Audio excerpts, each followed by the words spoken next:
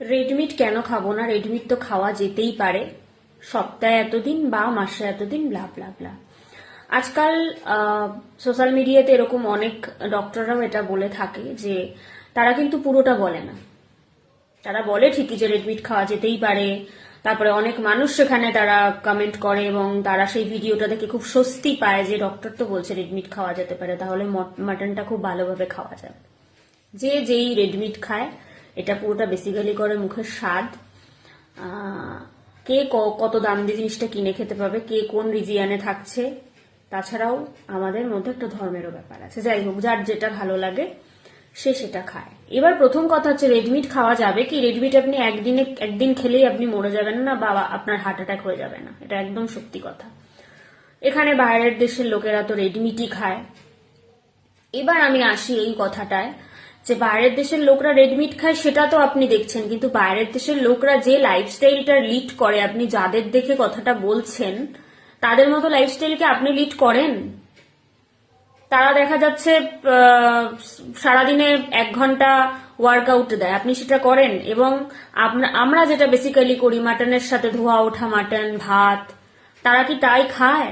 তারা কি রেড মিটের সাথে কখনো দেখেছেন গাদাখানিক রুটি বা ভাত খাচ্ছে?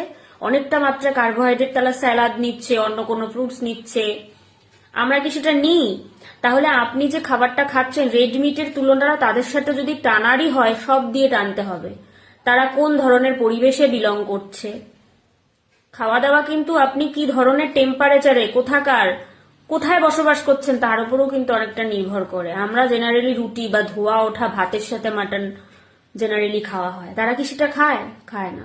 তো সেক্ষেত্রে কিন্তু আমরা তাদের তুলনায় অনেকটা বেশি কার্বোহাইড্রেট ইনটেক করে ফেলছি, অনেকটা বেশি। তারা কিন্তু সেটা করে না। কিন্তু আপনি রেডমিট তারাও খায়, আপনি তাদের সাথে আপনি নিজের তুলনা করছেন। রেডমিট যেমন তারা খায়, তারা কিন্তু রেডমিটের সাথে গাদাখানি কার্বোহাইড্রেট কিন্তু ইনটেক করে না, এই পয়েন্টটাও দেখতে হবে। আমি আগেও বলেছি, অতিরিক্ত রিফাইন্ড জিনিস নেওয়া মানে কিন্তু আপনার ট্রাইগ্লিসারাইডকে বাড়ানো, সেখানে আপনি আবার মাটন খাচ্ছেন। তারা কিন্তু অতটা কার্বোহাইড্রেট, হ্যাঁ আপনি কম বেশি প্রত্যেক দেশে আপনি কার্বোহাইড্রেট ইনটেক করতে দেখবেন, কিন্তু তারও একটা পরিমাণ আছে। সে সমস্ত দেশে কি ওবেসিটির পেশেন্ট নেই? অবশ্যই আছে। বিভিন্ন ধরনের বিভিন্ন টাইপের ওবেসিটি আছে, সেরকম আমাদের দেশেও আছে। কিন্তু কথাটা হচ্ছে আপনি কতটা খাচ্ছেন এবং আপনি সাথে কি খাচ্ছেন, কম্বিনেশন কি আছে। মানে আপনি যে ভাতটা খাচ্ছেন, ভাতের সাথে আর কি খাচ্ছেন, কোনটা হেলদি? ভাত, আলু সিদ্ধ ভাত আপনি খাচ্ছেন, সেটা হেলদি? নাকি ভাতের সাথে একটু সবজি আছে, ডাল আছে, পনির আছে বা মাছ আছে, সেটা হেলদি? এইটা দেখার খুব দরকার। আর ঠিক এই জায়গাটাই একজন ডায়েটিশিয়ানের কাজ থাকে, কোনটা কতটা নিচ্ছেন। আমি আবারও বলেছি, খাবারের কোয়ান্টিটি খুব ম্যাটার করে।